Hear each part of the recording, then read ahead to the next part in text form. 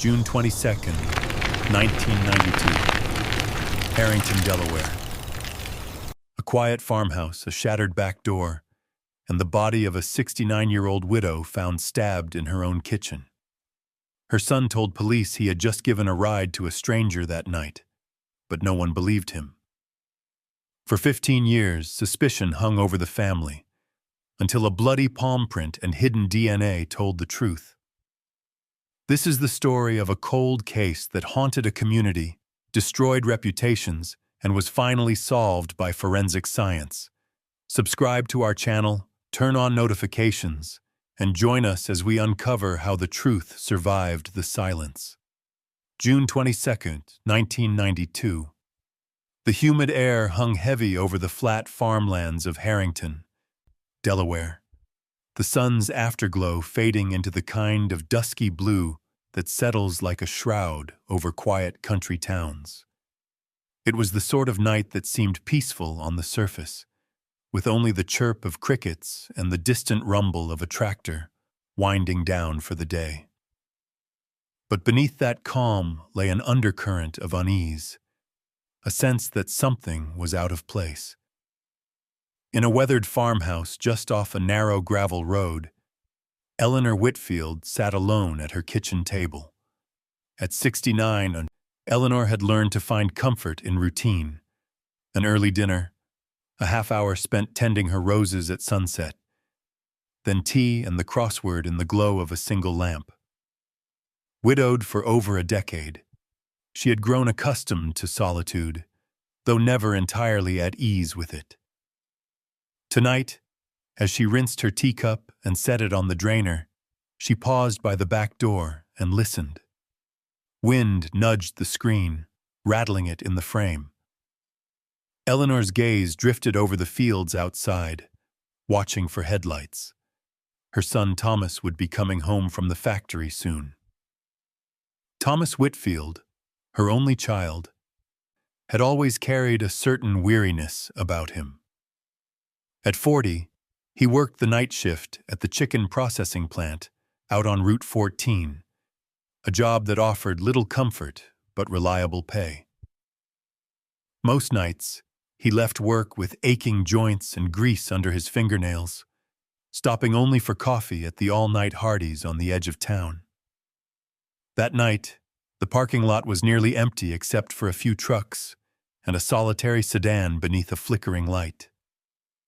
Thomas took his coffee black, sipping it in silence as he stared out the windshield, thinking about his mother home alone in the dark. He was just about to start the engine when the sharp tap of knuckles on glass made him jump. He turned, startled, and saw a man, mid-30s, wiry, with close-cropped hair and eyes that shifted restlessly beneath the shadow of a ball cap. The stranger smiled, but there was nothing warm in the gesture. He motioned for Thomas to roll down the window. For a moment, Thomas hesitated. Harrington wasn't the kind of place where people worried about locking their doors, but there'd been rumors lately. Talk of strangers passing through, break-ins at the old train yard, kids whispering about shadows behind the feed store. Still, something in the man's face, desperation maybe, or just the worn fatigue of someone down on his luck, made Thomas lower the window, if only an inch. The stranger's voice was rough, as if scraped raw by cigarettes and hard living. He asked if Thomas could give him a ride, said he needed to get to Georgetown. He claimed his car had broken down, mumbled something about a job that couldn't wait, and flashed a driver's license in the dim light, as if to prove he meant no harm. Thomas looked him over, clothes smudged with oil, hands jittery, the kind of restless energy that made Thomas's stomach knot up. Every instinct told Thomas to say no, but there was something about the night, the emptiness of the parking lot, the way the stranger's eyes wouldn't quite meet his own, that made him unlock the passenger door. Maybe it was pity, or just the quiet hope that, if roles were reversed, someone might help him too. Thomas told the man to keep his hands in sight and not to try anything funny. As the stranger climbed in, Thomas felt a chill that had nothing to do with the air conditioning. He set his coffee in the cup holder and pulled out of the lot, merging onto the highway as the first stars began to prick the sky. The ride was silent at first, the only sounds the hum of tires on asphalt and the occasional slosh of coffee in its cup. The stranger kept glancing at Thomas, fiddling with the seam of his jacket, his leg bouncing nervously. Every so often, he'd clear his throat or ask how much further to Georgetown. His words clipped and tense. Thomas answered as little as possible, focusing on the road ahead. The empty fields raced past in the headlights, rows of corn blurring into shadow. At every intersection, Thomas's mind replayed his mother's warnings. Don't trust people you don't know. Not out here. Not these days. He wished now that he'd listened more closely. A mile marker flashed by. The stranger shifted, peering out the window as if searching for something, or someone, in the darkness. Thomas's heart thudded harder with every passing minute. He forced himself to breathe, to keep his hands steady on the wheel, but his mind was already jumping ahead to the farmhouse. Was his mother safe? Had she remembered to lock the doors? Should he have called to check in before heading home? The road wound south, lined with tall pines and sagging telephone wires. As they neared the outskirts of town, the stranger leaned forward, suddenly urgent. He insisted they turn onto a side road, said it was a shortcut, but something about his tone set Thomas on edge. He gripped the steering wheel tighter and shook his head, insisting he couldn't go any further than the highway. The stranger's expression hardened. For a moment, the tension in the car was palpable, a coiled spring threatening to snap. Thomas's mind flashed to news stories, carjackings, robberies, strangers with desperate eyes. He glanced at the man's hands, at the bulge in his jacket pocket, and realized with a jolt that he might not make it home at all if this went wrong. He forced a tight smile, told the man he had to get home to his mother, and that was that. As the car slowed at a crossroads, the stranger's voice sharpened, a low threat in the darkness. Thomas's heart pounded in his chest. But before things could escalate, a set of headlights approached from the opposite direction. The stranger swore under his breath, then yanked open the door and slipped into the night, vanishing into the shadows between two fields. Thomas sat there for a long moment, knuckles white on the wheel, pulse thudding in his ears. Only when the distant headlights had faded did he finally pull back onto the highway, desperate to get home, to his mother, to safety, to the illusion that in a town like Harrington, nothing truly bad could ever happen. But that night, as Thomas drove through the darkness, he couldn't shake the feeling that something had followed him home, a shadow that would not lift, a story that had only just begun. The narrow highway stretched endlessly under the pale glow of the moon, cutting across farmlands that seemed to stretch for miles in every direction. Thomas gripped the steering wheel tightly, his knuckles stiff as he tried to calm the pounding rhythm in his chest. The encounter at the Hardee's parking lot lingered in his mind, and the silence inside the car felt like a storm waiting to break. The man beside him shifted in the passenger seat, his restless energy filling the cramped space. The stranger's eyes darted between the road ahead and Thomas's face as though measuring him, weighing something unspoken. The stranger finally muttered that he needed to get to Georgetown, his voice carrying an edge that didn't sound like a simple request. Georgetown wasn't a short drive. It was miles away, far enough that Thomas instantly bristled.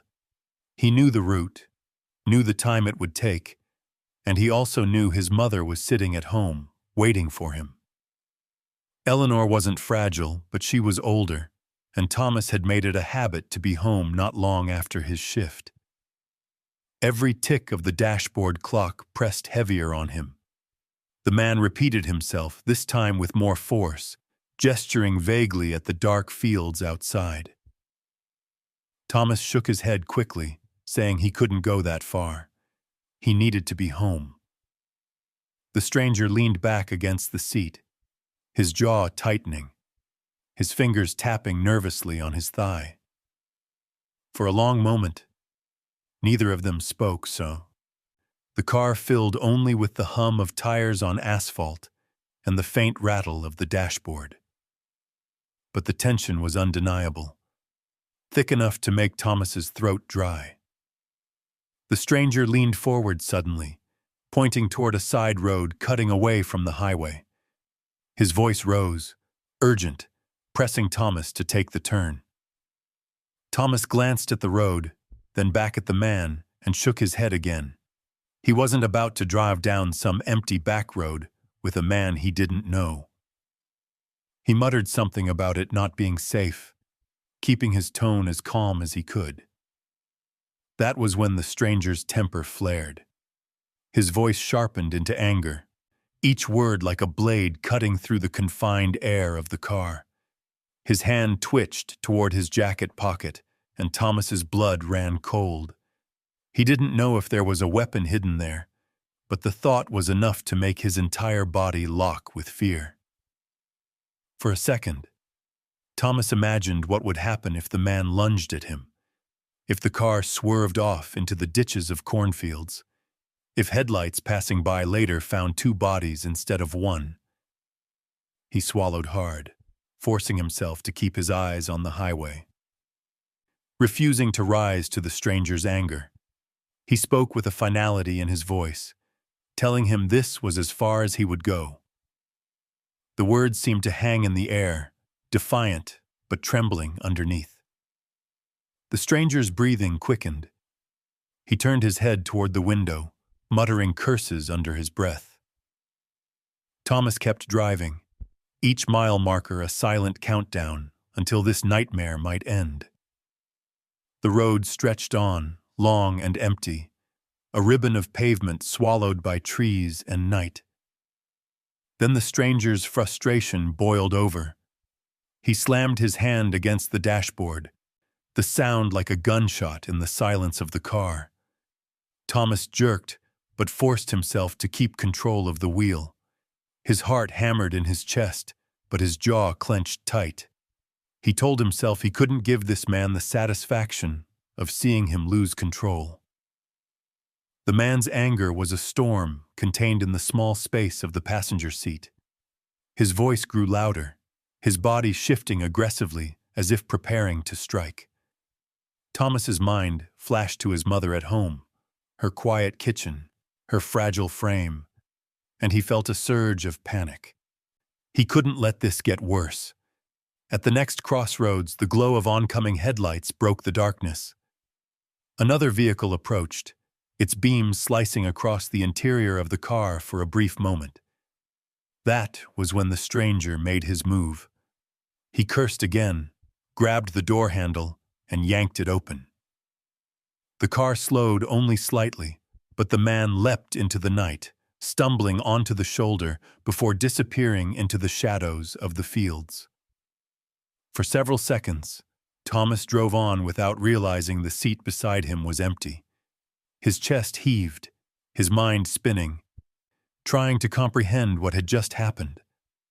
The car smelled of sweat and tension, the faint trace of the stranger lingering like smoke. The headlights stretched far down the blacktop, but no figure chased after him, no sound followed. He was alone again, but the silence was heavier than before. Thomas's grip on the wheel finally loosened, but his nerves remained tight as wire. He replayed the encounter in his head, the man's jittering hands, the anger in his voice, the strange insistence on side roads and detours. It hadn't been a simple hitchhiker's plea. There was something darker in it, something that gnawed at Thomas's gut as he sped toward home. He couldn't shake the thought that this man, whoever he was, might not simply disappear into the fields. Men like that didn't just vanish. They lingered, they prowled, they waited. The gravel turnoff to the Whitfield farmhouse finally appeared ahead, a faint outline marked by the sagging wooden fence. Thomas slowed, the crunch of gravel under the tires somehow sharper in the silence. His headlights swept across the fields, searching the shadows instinctively for any sign of movement. Every tree stump and fence post looked like a figure crouched in wait.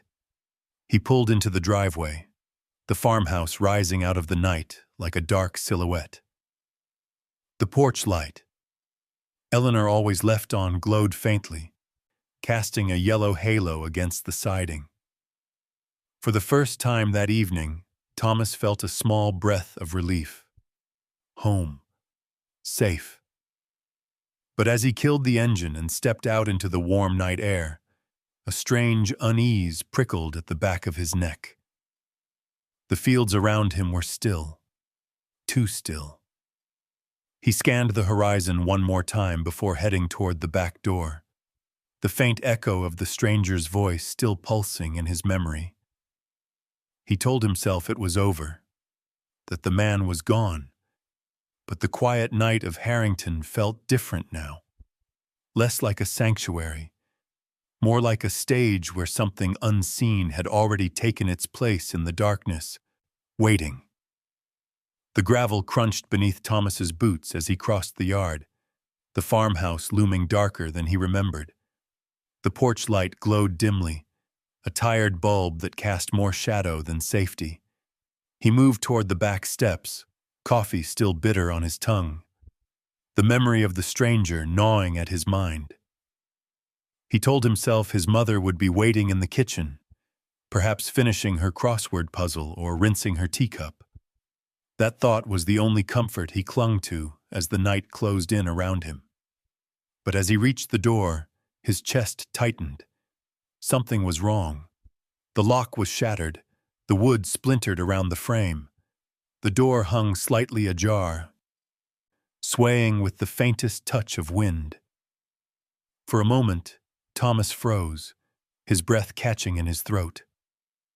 The farmhouse had always been sturdy, a place of quiet refuge, never violated by strangers. Yet here it stood, its back entrance broken like the defenses of a besieged fort. His pulse quickened as dread crept up his spine. He pushed the door gently, the hinges groaning in protest.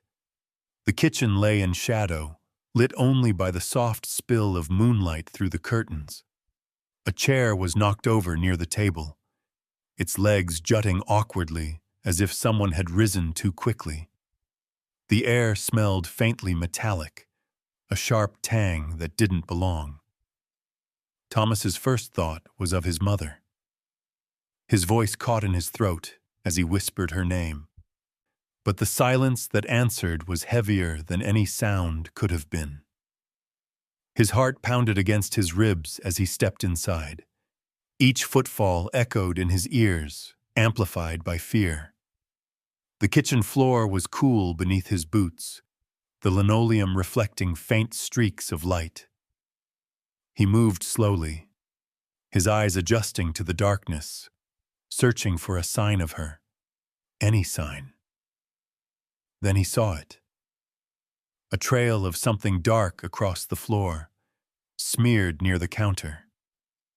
His breath hitched, and the metallic tang in the air grew stronger, unmistakable now. It was blood. The room tilted around him, his stomach lurching. He followed the trail with hesitant steps, dread thickening with every inch. And there she was. Eleanor lay sprawled near the counter, her nightgown soaked through, her body motionless. A kitchen knife, one from her own set, lay discarded beside her, its blade smeared crimson. Thomas's knees buckled, and for a moment he thought he would collapse beside her. His mother, the woman who had raised him, who had waited for him each night, who had lived quietly in this farmhouse for decades, was gone. Struck down in the one place she should have been safe. Shock blurred the edges of his vision. He staggered back, pressing a hand to the counter to steady himself. The silence of the house was unbearable now, each second dragging like an eternity. He wanted to rush to her, to shake her awake, to pretend this was anything but real. But some part of him, the part shaped by caution, by fear, knew he needed help, knew he couldn't face this alone. He stumbled out the door, the night air hitting him like a slap. His legs carried him without thought toward the nearest payphone, a few hundred yards away at the corner gas station. The glow of its neon sign blurred through tears he didn't realize had fallen. He fumbled for change, his fingers clumsy, trembling so badly the coins slipped once before he could slot them in. The phone rang in his ear, each tone cutting sharp against his panic, until a voice finally answered. He forced out words, broken, frantic, telling them his mother was hurt, that someone had broken in. The words sounded hollow, too small for the weight of what had happened, but they were all he had. The minutes between the call and the arrival of flashing lights stretched endlessly. Thomas paced near the roadside, his hands gripping his head, his heart racing so fast he thought it might burst. When the first cruiser pulled up, its red and blue lights painting the fields in harsh, surreal colors, he felt both relief and terror. Officers spilled out, their radios crackling, their footsteps purposeful as they crossed into the farmhouse. Thomas tried to follow, but a firm hand pressed against his chest, keeping him back. He wanted to scream, to tell them not to waste time, that she was in there, but his voice stuck in his throat. Inside, the officers moved quickly, their flashlights cutting beams across the kitchen. They saw what Thomas had seen, the broken door, the overturned chair, the body on the floor. One of them knelt beside Eleanor, checking for signs of life that were no longer there. The verdict was silent, but clear. She was gone. Another officer surveyed the knife, careful not to touch it, marking its position. Their radios hummed with clipped voices, calling for backup, for detectives, for the coroner. The farmhouse, once filled with the simple quiet of rural life, was now a crime scene. Thomas stood outside, the night pressing in around him, unable to move, unable to breathe. He watched shadows move through the windows, officers bending, pointing, documenting. Every flicker of light inside felt like an intrusion into a life that had been ordinary just hours earlier. Now it was fractured beyond repair. His hands shook uncontrollably, and his body felt drained, as though the very strength had been stolen from him. Neighbors began to gather at the edge of the property, their whispers carrying through the humid air. Faces he had known his whole life now stared with a mixture of pity and suspicion. He could feel their eyes on him, questioning, doubting, already shaping the story in their minds. He was the one who found her, the one who told a tale of a stranger in the night.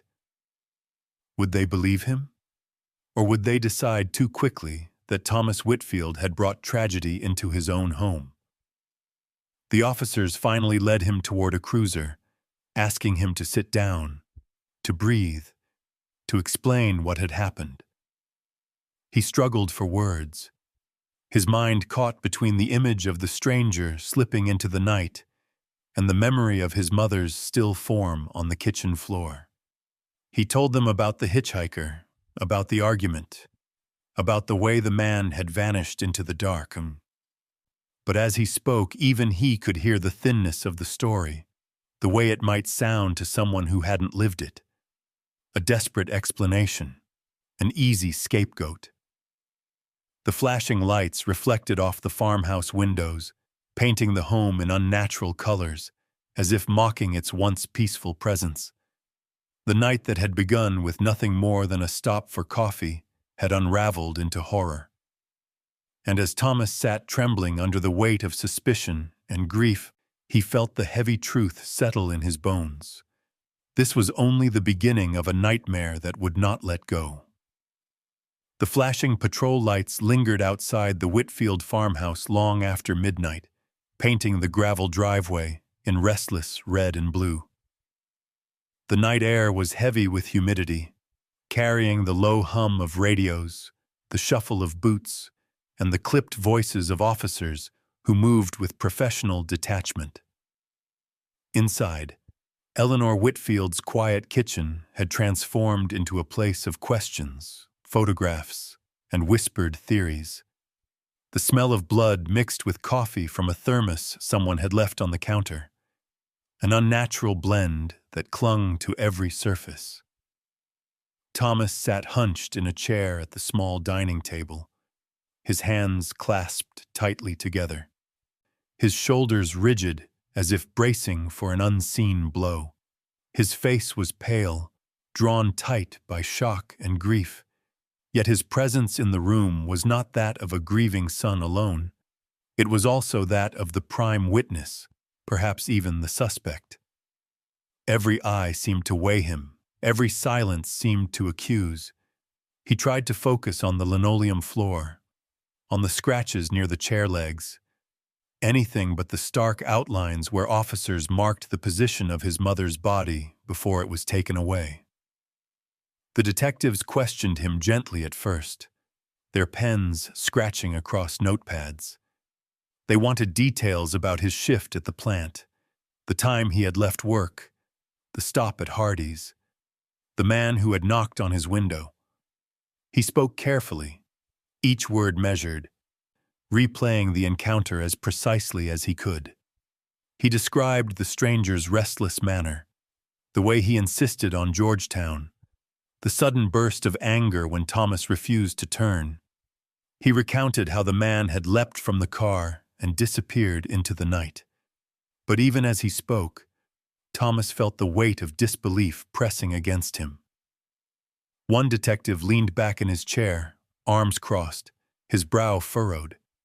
Another exchanged a glance with her partner, a silent communication Thomas could not decipher. He realized then what they must be thinking, that the story of a mysterious hitchhiker sounded too convenient, too neat, the kind of tale a guilty man might invent to cover his tracks. The neighbors' whispers only added fuel. By dawn, word had spread through Harrington. People gathered in hushed groups at the diner, the feed store, the post office, their conversations always drifting back to the Whitfield place. Everyone knew Thomas had found the body. Everyone knew he had been the last to see Eleanor alive. And now, everyone knew he spoke of a stranger that no one else had seen. Rumors grew quickly, twisting through the town like wildfire. Some said Thomas must have argued with his mother, that tempers had flared and tragedy had followed. Others claimed he had seemed distant for years, resentful of living under her roof, burdened by responsibility. A few whispered darker theories, that financial trouble or hidden anger had driven him to do the unthinkable. Each retelling chipped away at Thomas's reputation, reshaping him from a quiet factory worker into a man people eyed with suspicion. The investigators returned again and again, pressing him for inconsistencies. Why had he stopped for coffee so late at night? Why let a stranger into his car in the first place? Why hadn't he driven straight home to his mother, knowing she was alone? Thomas answered each question as best he could, but the tone of the interrogations made it clear. They weren't just listening for truth. They were listening for cracks. His grief became evidence against him. His fear twisted into the image of a guilty conscience. At the plant, co-workers avoided his gaze, conversations cutting short when he walked into the break room. Friends who once greeted him warmly now offered only tight nods, their eyes shifting away.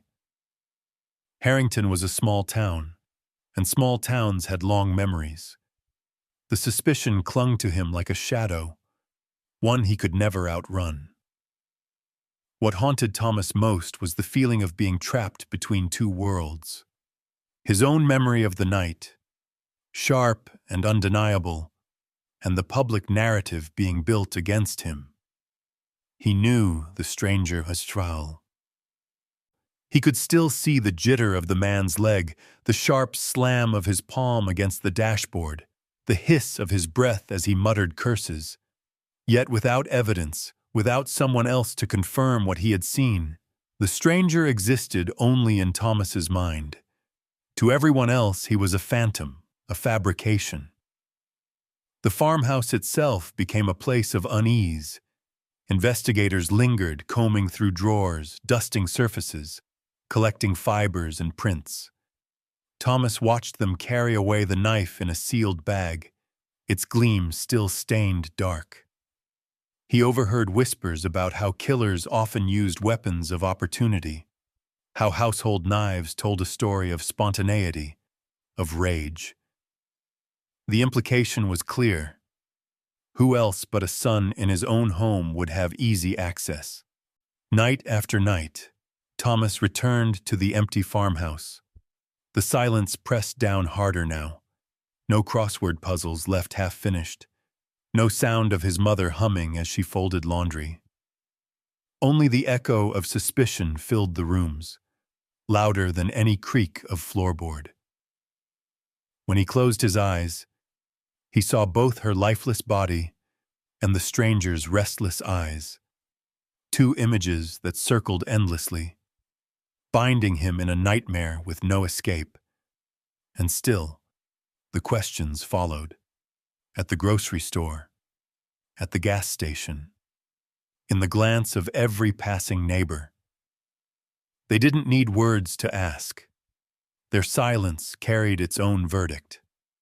Thomas knew that once suspicion took root in a town like Harrington, it could live longer than truth itself. The detectives didn't arrest him, but they didn't clear him either. He lived in the uneasy space between freedom and guilt, walking through his days with a target on his back. He felt the shift in the air around him, the way friends became strangers and strangers became judges. He bore it quietly, but inside the weight was crushing. Every time he replayed that night, he wondered if he could have changed it, if refusing the stranger a ride would have saved his mother, if calling home from the diner would have made a difference. The questions gnawed at him, sharper than the whispers of suspicion. Because beneath the grief and the fear, Thomas carried the heaviest truth of all. He had been there, close enough to sense danger, but too far to prevent it.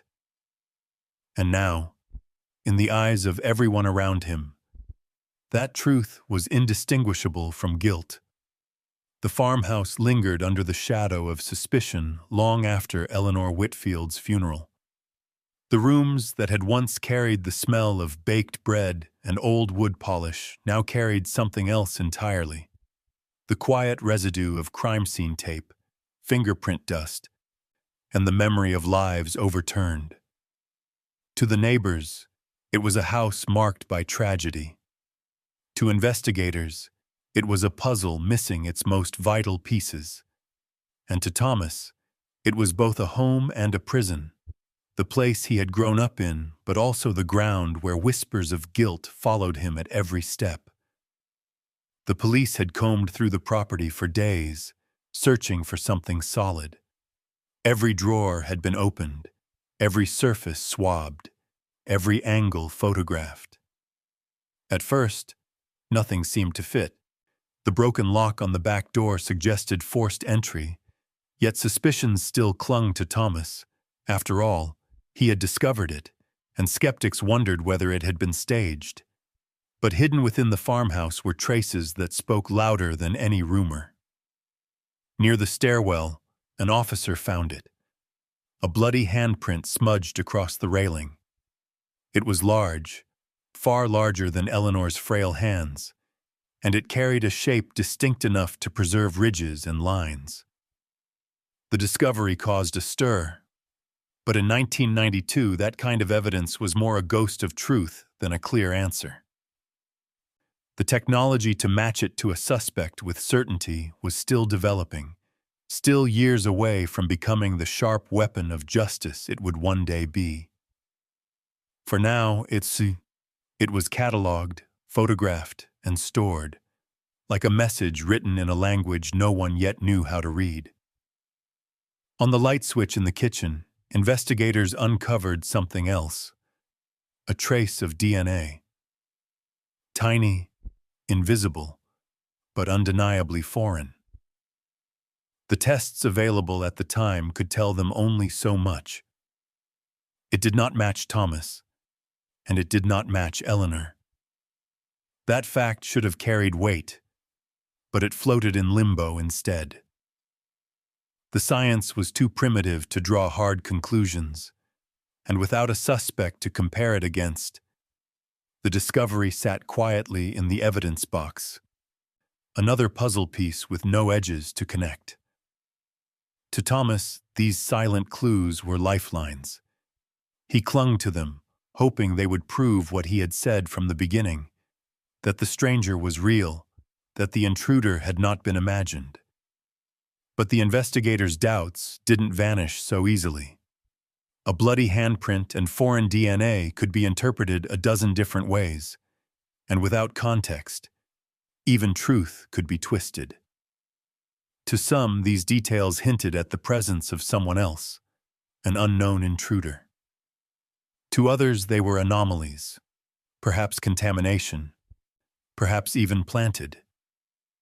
The house itself had become a battlefield of interpretations.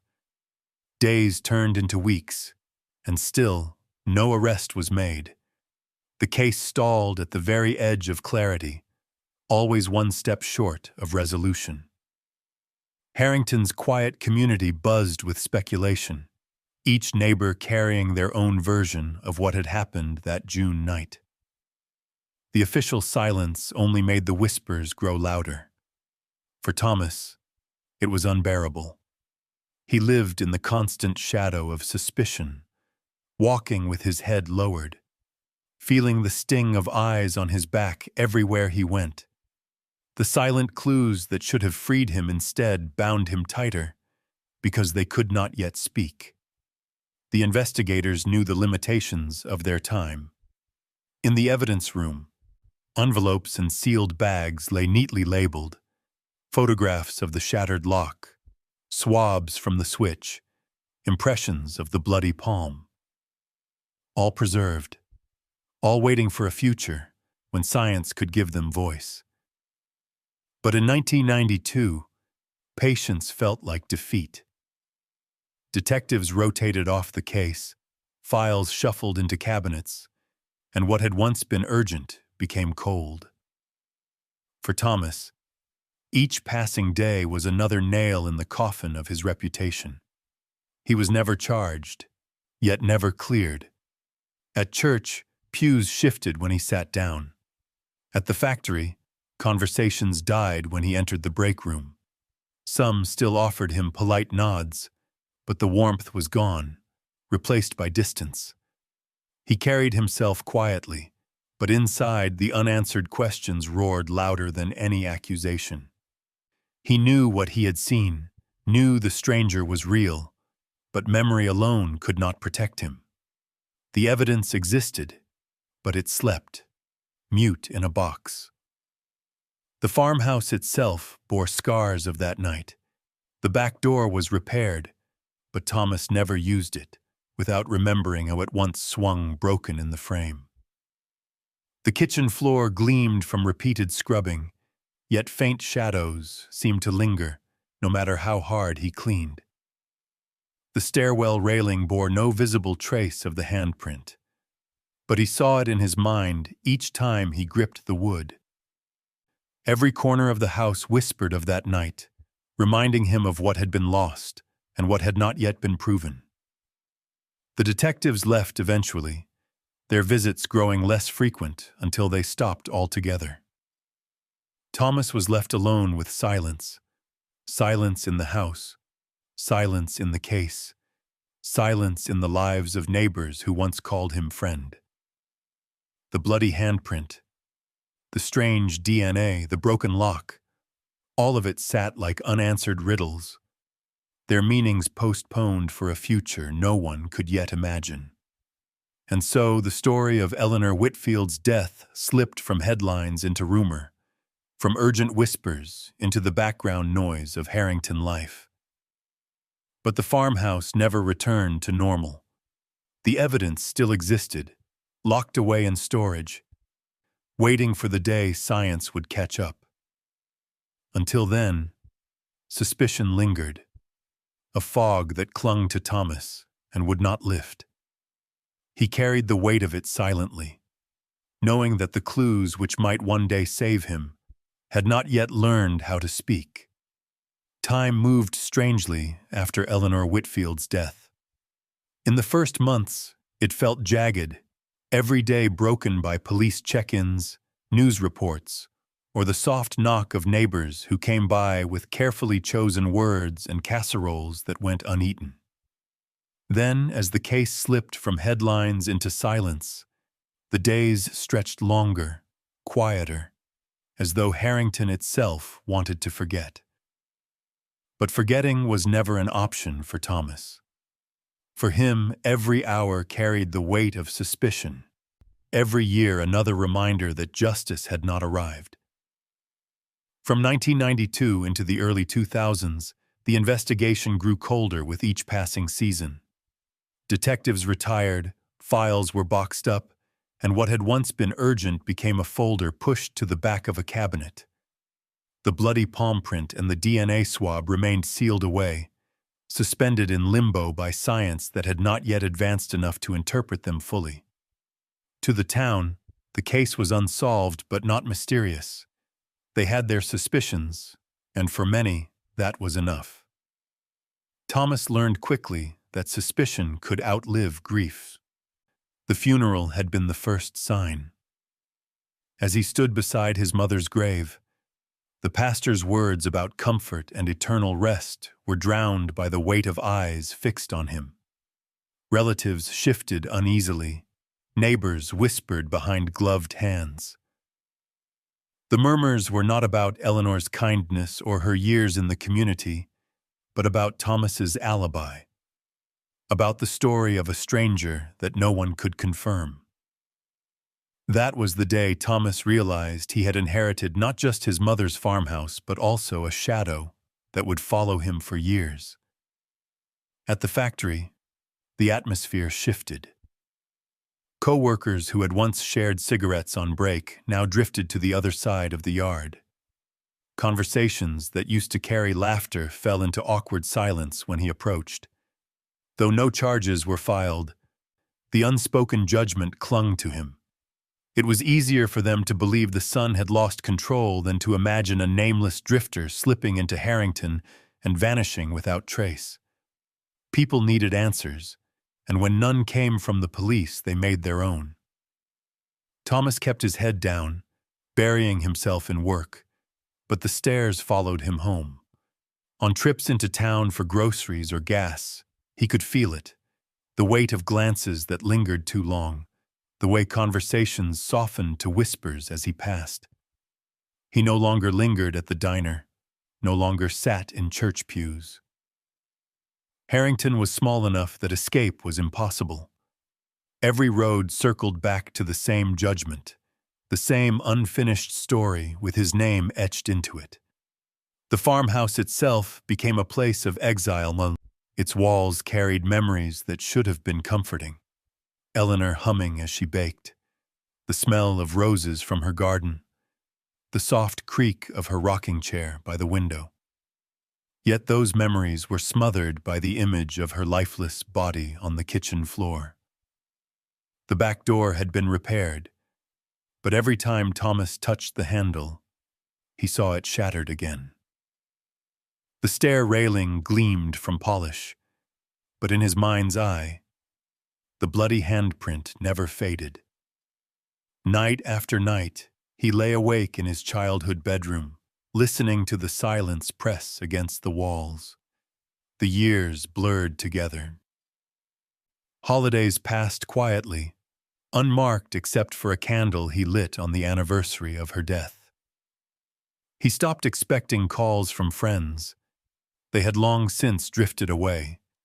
Even family grew distant. A cousin who once visited regularly now avoided him, and Christmas cards arrived without return addresses. Suspicion, Thomas realized, was contagious. No one wanted to be too close to the man many believed had killed his own mother. He tried once to move away, packed a few bags, took a bus north, imagined starting over where no one knew his name. But within weeks, he returned. The farmhouse anchored him in a way he couldn't explain. Perhaps it was guilt, perhaps duty, or perhaps the unshakable hope that one day the truth would be revealed, and Eleanor's home would no longer feel like a crime scene. He told himself he stayed to guard her memory, though at times it felt more like he was serving a sentence. Through it all, the evidence sat quietly in storage. Science was changing in the background. Laboratories slowly unlocking the language of DNA, computers cataloging fingerprints more efficiently. But those advances had not yet reached the dusty shelves where Eleanor's case file rested. For 15 years, the bloody palm print and the foreign DNA waited for their moment, but Thomas had no way of knowing that. All he knew was silence. The annual memorials became his only public appearance. A few neighbors gathered each June by the small headstone, offering flowers and brief prayers. Reporters came less frequently as the years stretched on, their stories shrinking from headlines to small paragraphs buried in the back of the paper. Each year, Thomas stood apart, hands clenched, eyes fixed on the grave. To some, he looked like a grieving son. To others, he looked like a man haunted by guilt. The divide never closed. In the long, heavy quiet of those years, Thomas aged beyond his time. His hair thinned, his shoulders stooped, his voice grew softer. The suspicion had hollowed him out, left him living half a life. He still woke every day and went to work, still paid the bills and kept the farmhouse standing, but there was no joy in it, no companionship, no reprieve. He existed in the margins of Harrington, tolerated but never accepted. And all the while the truth lay hidden in the smallest of things: a bloody palm print on a stair railing, a trace of DNA on a light switch. Clues that had been there from the beginning, silent witnesses to a crime, waiting for the world to catch up to them. Thomas did not know it yet, but the silence was not endless.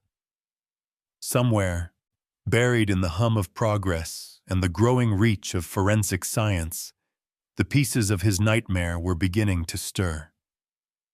15 years of waiting would not erase suspicion, but it would one day offer something stronger than rumor: proof. Until then, Thomas endured, living under a shadow that refused to move, while the answers he needed most sat just out of reach, locked in silence. By the early 2000s, the Whitfield case had slipped into the depths of official memory. It sat in a cabinet among dozens of other unsolved files, each one marked by tragedy, each one seemingly forgotten.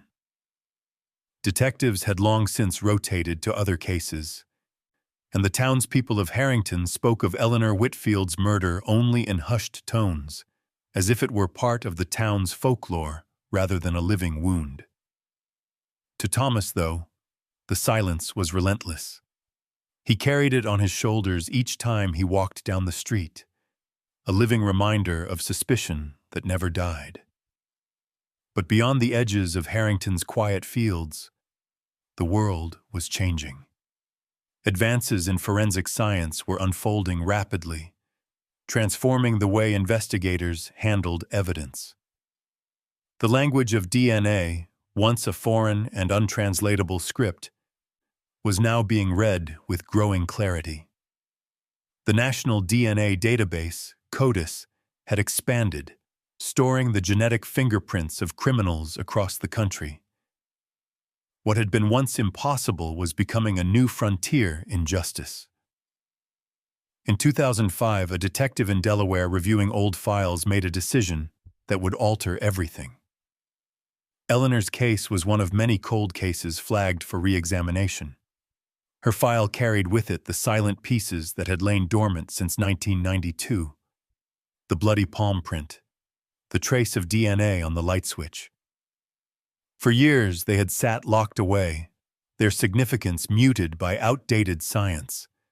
Now, with new tools available, the evidence was carefully unsealed, reprocessed, and entered into the database. The process was quiet, clinical. A technician loaded samples, machines hummed, and sequences of numbers and markers filled computer screens.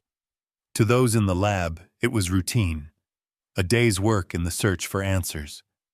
But for Thomas, unaware of what was happening behind those walls, it was the turning point he had waited for half his life. Weeks passed before the call came back. The system had matched. Not to Thomas, not to anyone in Harrington, but to a man already sitting in the database for other crimes.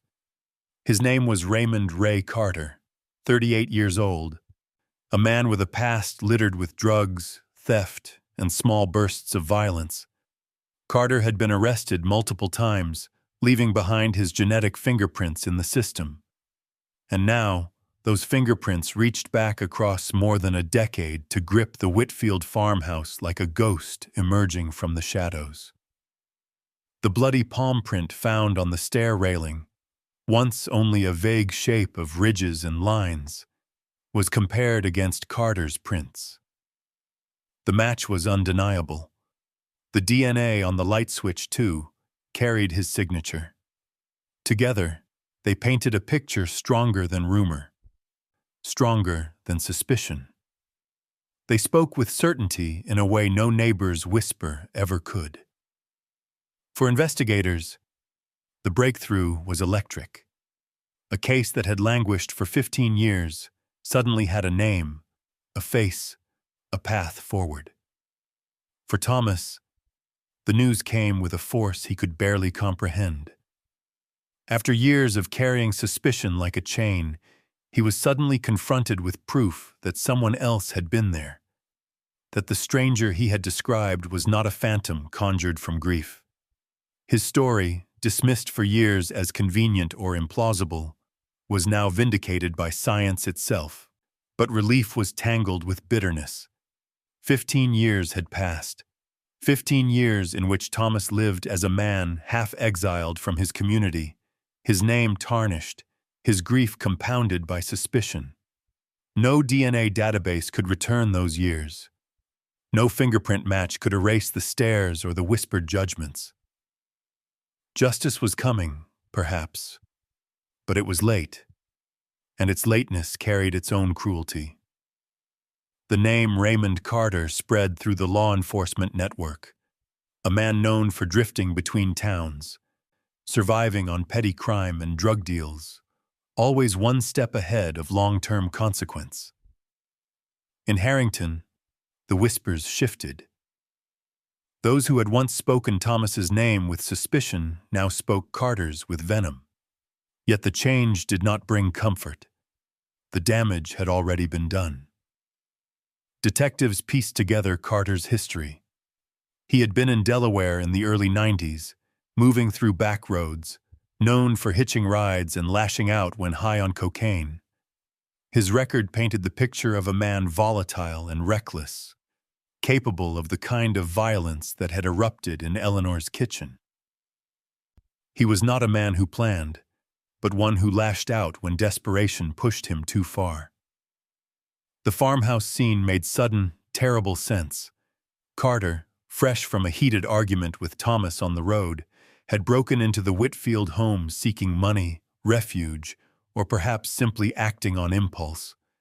When Eleanor confronted him, he turned violent.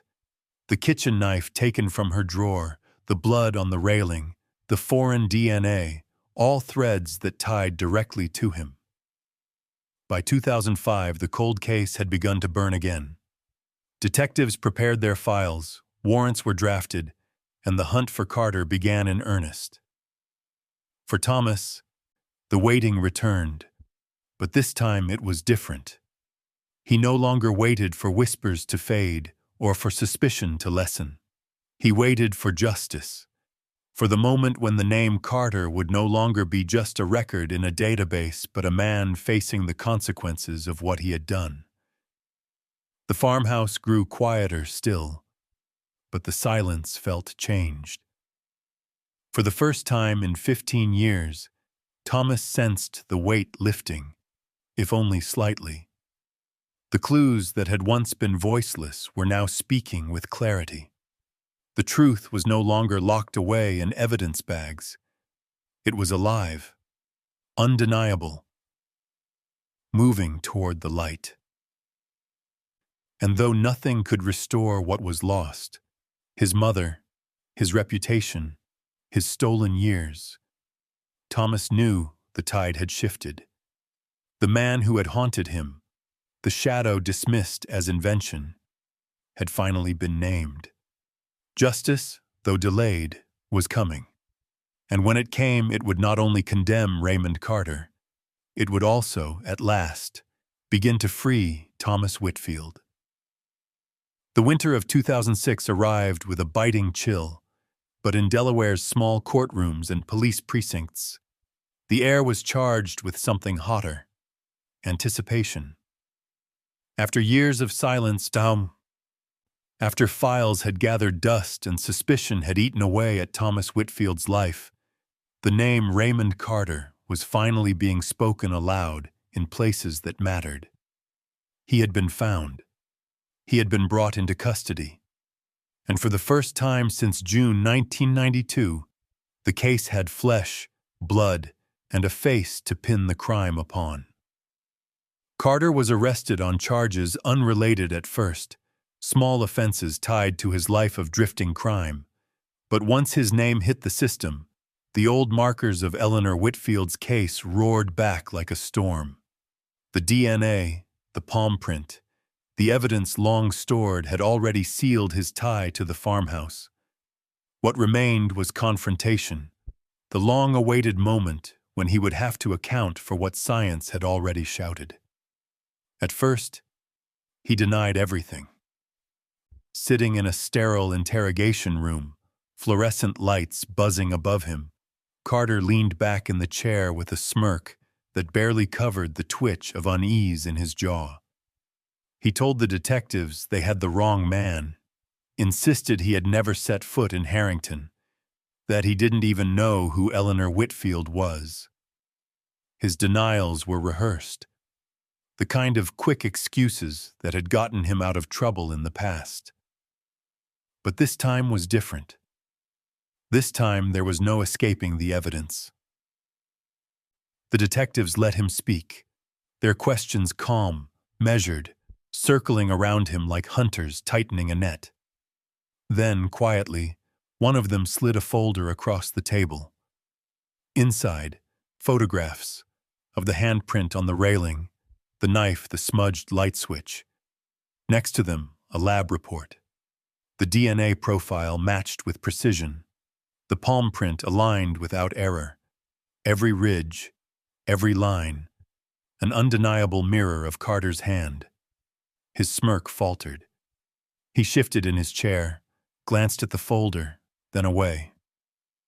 The silence grew heavy, pressing into the small room until even his shallow breathing seemed too loud. He tried again to deny it, to shrug it off as a mistake. But each denial came weaker, softer, until his voice carried no conviction at all. The walls had closed in, and he knew it. Eventually, the defenses crumbled. His head dropped forward, and words began to spill, ragged and uneven. He admitted to being high that night, cocaine, cheap and cut, coursing through his veins until the world blurred into raw impulse. He told them about arguing with Thomas in the car, how frustration and paranoia had burned through him when Thomas refused to drive further. He described stepping out into the night, rage boiling, his thoughts a haze of desperation and anger. He wandered the fields, he said, and saw the farmhouse. A single light glowed inside, a lonely beacon. He had been looking for money, for something to steal, maybe even a place to crash until the high wore off. The back door gave way easily beneath his force. He crept in, unsteady, his heart pounding. Then Eleanor appeared. She had heard the sound, come into the kitchen, her small frame braced with alarm and confusion. What happened next spilled out in fragments. Carter described her startled face, her voice demanding to know who he was. He panicked, grabbed the first thing he saw, a knife from the counter, and lashed out. The attack was frenzied, unplanned, born not of motive but of chaos. When she collapsed, he fled, leaving behind the traces that would one day undo him. His bloody palm on the railing, his touch on the light switch. The room fell silent as he finished, his shoulders sagging, his eyes empty. The confession had not come from guilt, not from remorse, but from inevitability. The evidence had cornered him in a way no question ever could. Still, in those words lay the truth Thomas had waited 15 years to hear. For the investigators, the confession tied every loose thread. The mysterious stranger Thomas had described, dismissed for years as invention, was real. Carter was the hitchhiker, the restless figure with jittering hands, the man whose anger had nearly boiled over in Thomas's car before spilling fatally into Eleanor's home. Every doubt cast on Thomas's story now stood revealed for what it was. Skepticism that had condemned an innocent man to years of suspicion while the real killer roamed free. When news of the confession reached Harrington, the town stirred uneasily. For years, neighbors had whispered about Thomas, choosing suspicion over trust. Now, with Carter's admission public, the whispers shifted, not to apology, but to discomfort. People avoided Thomas's eyes in the grocery store, not out of suspicion anymore, but out of shame. Few spoke the words aloud, but all knew the truth. They had let their doubt destroy a man's life while the real killer walked beyond their fences. Thomas received the news alone in the farmhouse. The officers told him Carter had confessed, that the evidence matched, that the nightmare was finally closing. Relief washed through him, but it was not the clean relief he had once imagined. It was heavier, threaded with bitterness and exhaustion. Justice had come, but 15 years too late. His mother had been gone all that time, her grave marked by flowers that wilted under suspicion. His own life had been hollowed out by doubt. No confession could return what had been stolen. Yet still, there was a strange peace in knowing the truth had finally spoken. The bloody handprint and the DNA had not lied. Science had reached back across time and pulled the real killer into the light. Carter's words, ugly and raw, confirmed what Thomas had always known, that his mother's death had come not from family betrayal, but from the hands of a stranger fueled by drugs and rage.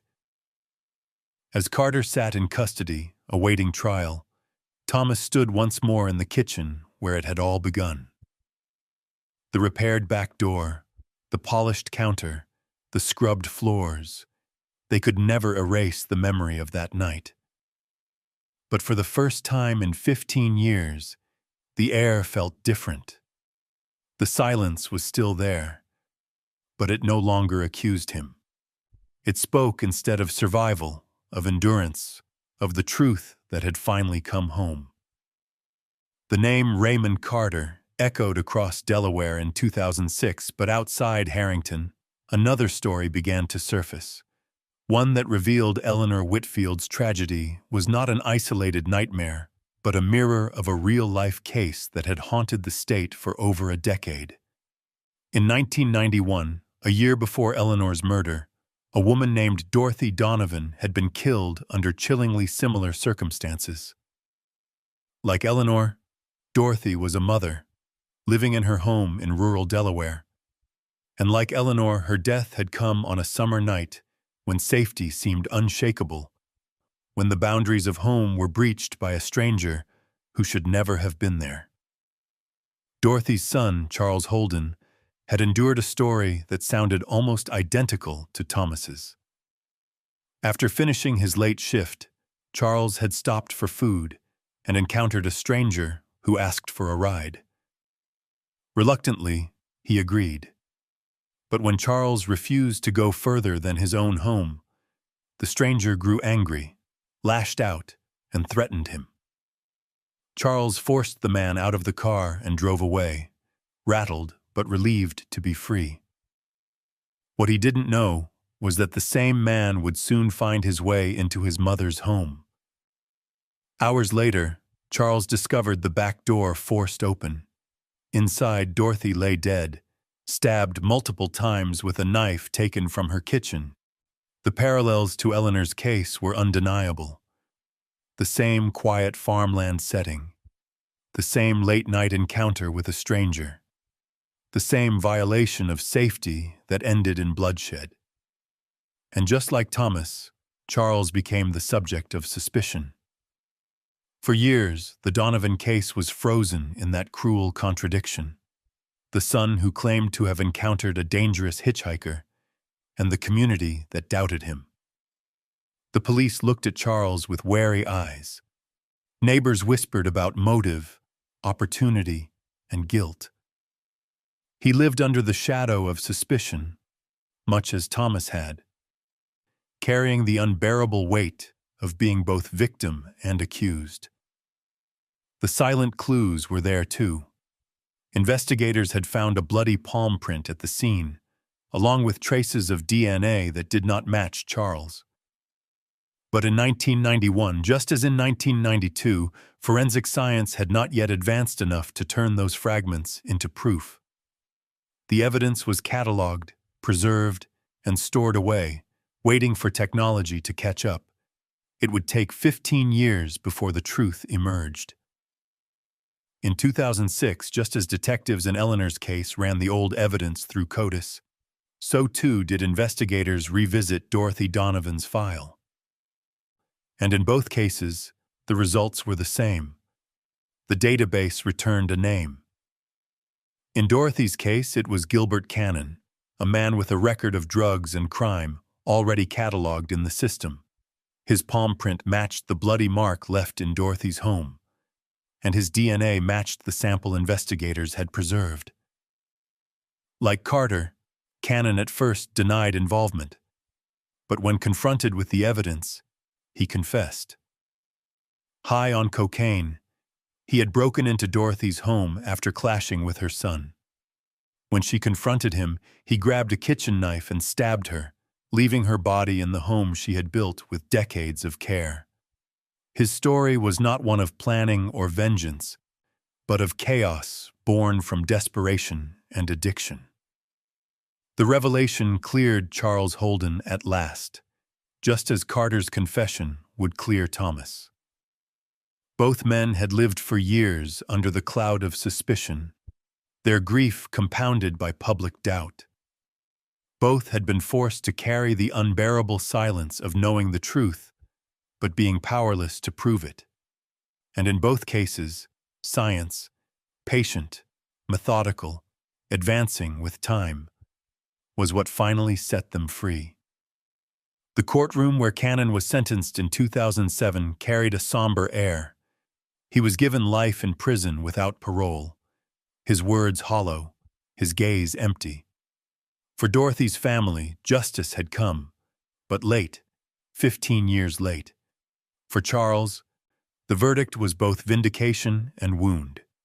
He had been right all along, yet the price of truth was years of suspicion that no sentence could erase. The Whitfield case and the Donovan case became forever linked in Delaware's history, two tragedies separated by a year but bound by the same cruel pattern. Two mothers, two sons, two strangers fueled by drugs and rage, two families shattered, two reputations scarred. And in both, the eventual triumph of forensic science, the bloody palm print, the DNA profile, became the instruments that turned whispers into certainty, suspicion into proof. For Thomas, hearing about the Donovan case brought a strange mixture of grief and comfort. He was not alone in his ordeal. Another man, in another Delaware town, had walked almost the same path. Charles Holden's story was his own reflected back at him. The same injustice, the same endurance, the same long wait for the truth. It was proof that what had happened to him was not just a cruel twist of fate, but part of a larger pattern of justice delayed by time and technology. When Carter confessed and faced trial, Thomas thought of Holden, of the years he too had lived under suspicion. He thought of how small towns clung to their own narratives, how quickly judgment replaced patience, how rumor was stronger than evidence in the absence of proof. Both men had been trapped in that limbo, punished not by law, but by suspicion itself. And when Carter was sentenced, Thomas felt the echoes of Holden's vindication. Justice had arrived, late and imperfect, but undeniable. The stranger who had haunted his memory, whose presence had been dismissed as convenient invention, was real. The bloody palm print, the DNA, the confession, together they spoke the truth that no whisper could silence. The real case revealed more than just the identity of killers. It revealed the frailty of trust, the cost of doubt, and the power of science to speak for the voiceless. It revealed that justice could be delayed, but it could not be buried forever. The courtroom was quiet when the verdict was read. Raymond Carter, once a nameless drifter moving through Delaware's backroads, was sentenced to life in prison without the possibility of parole. His crimes, born of rage and addiction, had caught up with him after 15 long years. The bloody palm print and the DNA, silent witnesses preserved through time, had spoken with finality. Justice, though late, had come for Eleanor Whitfield. For Thomas, it was the end of a chapter he had lived in exile. He had carried suspicion on his back like a stone, had seen his reputation corroded by rumor, had endured nights haunted by his mother's final moments. The announcement of Carter's guilt did not erase those years, nor did it restore the life he once had, but it gave him something he had thought lost forever: the truth, recognized and confirmed, not just in his heart, but in the eyes of the law. In Harrington, the town shifted uneasily. For more than a decade, neighbors had spoken his name with doubt. They had weighed his grief against their suspicion and chosen to believe in the shadow of guilt rather than the possibility of a stranger. Now, with Carter behind bars, their glances carried shame. Some avoided him entirely, unable to face the reality of what they had allowed themselves to believe. Others offered muted nods, gestures of acknowledgement that fell short of apology. In small towns, reputations never fully recover, even when innocence is proven. Yet Thomas found a measure of peace in knowing the truth no longer lived only in his memory. The lesson was stark. Justice delayed is never justice denied, but delay carries its own cruelty. Eleanor's killer was punished, but 15 years had been stolen from her memory, from her son's dignity, from the community's trust. The Donovan case, too, had shown this same truth. Both families had endured suspicion when evidence lay waiting in silence. Both sons had carried guilt that was never theirs, and both found their names cleared only because science finally gave voice to the silent clues. The rise of forensic science reshaped the way law enforcement pursued truth. DNA technology, once experimental and fragile, had matured into a force capable of unraveling mysteries decades old. The bloody palm print, once only a smudge of ridges, had become as loud as a confession. The DNA on a light switch, once meaningless to investigators, had become the key to unlocking justice. Cases like Eleanor's and Dorothy Donovan's reminded the world that truth could survive time, waiting patiently until technology was ready to hear it. But the lessons extended beyond science. They warned of the dangers of quick judgment, of the ease with which communities turned suspicion into certainty. In both Harrington and Dorothy's hometown, whispers had been enough to condemn grieving sons in the eyes of their neighbors. The absence of immediate proof had become a void filled with rumor. These cases showed how devastating that rush to judgment could be, how suspicion could wound as deeply as crime itself. Thomas carried those scars. He could never recover the years spent under a shadow, never reclaim the friendships lost, never erase the isolation that followed him into every room. Yet he endured. His endurance became its own quiet testimony, proof that the human spirit can withstand even the heaviest of burdens. His survival was not clean or easy, but it was real. The farmhouse stood as a monument to what had been lost. Repairs had been made, the door fixed, the floors scrubbed, the railing polished. Yet for Thomas, every surface still whispered of that night. He lived there still, not because it was free of pain, but because it was where his mother had lived her final days. To abandon it would have felt like abandoning her memory. Instead, he kept it, tended it, and allowed it to stand as a place where truth had once been silenced, but later reclaimed. Eleanor's grave, like Dorothy Donovan's, became a place of quiet reflection for those who understood the cost of delay. Each year, as new families gathered at similar memorials across the country, detectives and loved ones alike took hope in the power of forensic science. They knew now that cases once thought unsolvable could be reopened, that silent clues could still speak decades later. The past was not beyond justice, only beyond the tools that once tried to reach it. And so the lesson from these cold cases was simple yet profound. Truth endures. Science can recover what rumor has obscured. Patience can reveal what suspicion has buried. And though justice may arrive late, it carries with it the power to free the innocent, to name the guilty, and to restore faith in a system that so often falters. For those who listened to these stories, the warning was clear. Never rush to judgment when evidence is incomplete. Never let whispers become verdicts. Behind every unsolved case may lie silent witnesses waiting for their day to speak. Behind every accused face may lie a truth that time and science will one day reveal. Thomas Whitfield lived the rest of his life quietly, marked by loss but carried by resilience.